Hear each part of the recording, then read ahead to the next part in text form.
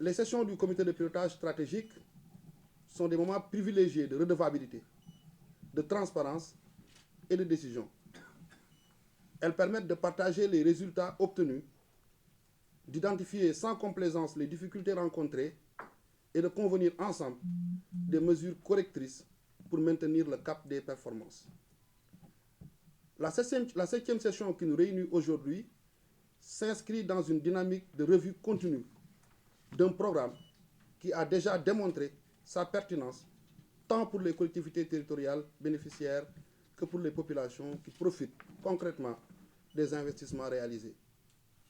Pour rappel, le PACASEN repose sur deux mécanismes complémentaires.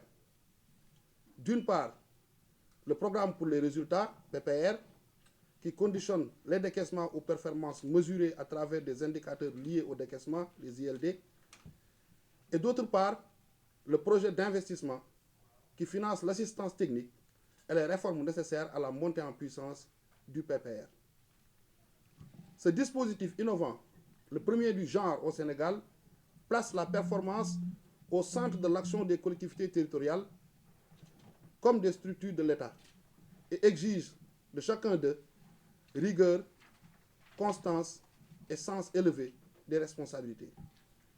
Messieurs les présidents, mesdames, messieurs les membres du comité de pilotage, la prolongation du programme approuvé le 22 juin 2024 pour un montant additionnel de 70 milliards de francs CFA a ouvert une nouvelle séquence marquée par l'intégration résolue de la dimension changement climatique dans les plans annuels d'investissement des collectivités territoriales.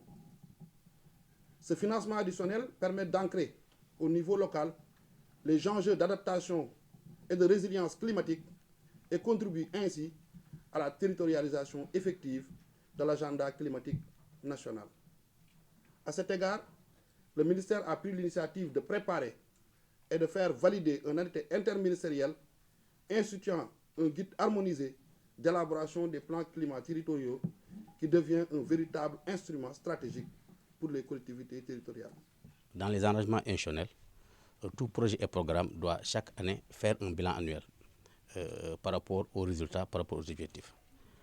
C'est dans ce cadre que le PACASEN, programme d'appui aux communes et agglomérations du Sénégal, effectivement a organisé sous l'égide du ministre de l'Urbanisme, des collectivités territoriales et de l'aménagement du territoire, M. Bala Fofana, un atelier de restitution du bilan des activités de 2024.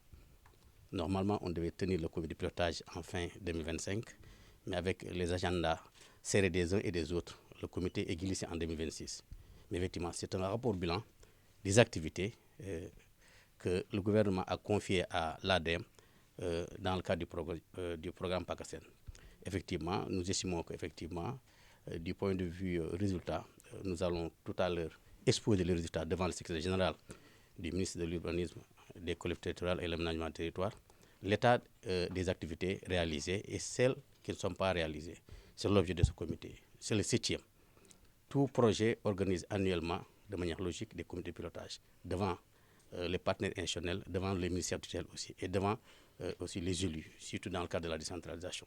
C'est le lieu de remercier l'association du département du Sénégal, mais aussi l'association des maires, mais avec vraiment un fort remerciement à notre ministre de tutelle pour l'accompagnement à l'ADEME dans ses projets et programmes. Il y avait dans le comité de pilotage passé de septembre 2024, il y avait un relevé de recommandations.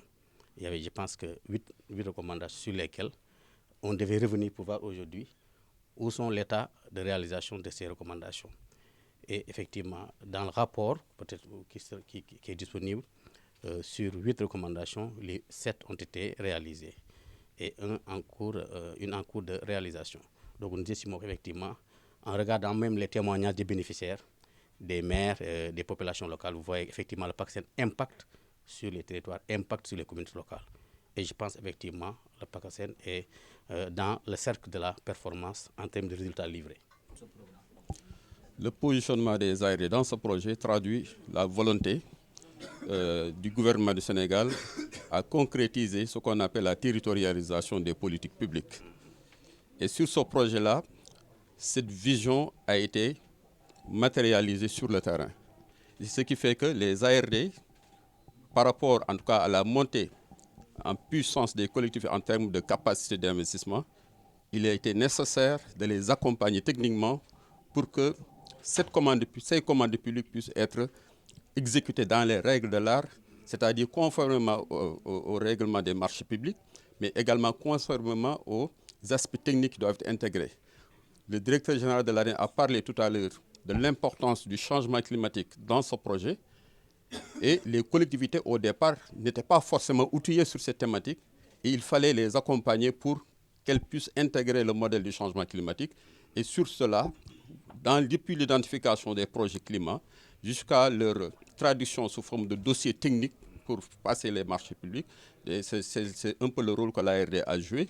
Et également, l'ARD accompagne et facilite l'ensemble des acteurs de l'écosystème qui accompagnent les collectivités. L'ARD se positionne comme coordonnateur relais de l'ADEME au niveau territorial. Et ça, c'est extrêmement important. C'est ce qui fait qu'aujourd'hui, simultanément, ce projet, la présence de l'ADEME à travers le PACASEN s'exécute simultanément sur le terrain et l'équité territoriale est au rendez-vous.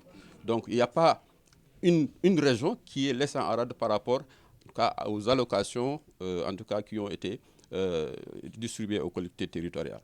Donc nous vivement que ce projet soit consolidé parce que du point de vue de l'approche basée sur la performance, on sent que si on accompagne bien les collectivités territoriales, elles démontrent la capacité de pouvoir en tout cas faire bouger les lignes par rapport aux axes stratégiques et prioritaires du gouvernement du Sénégal.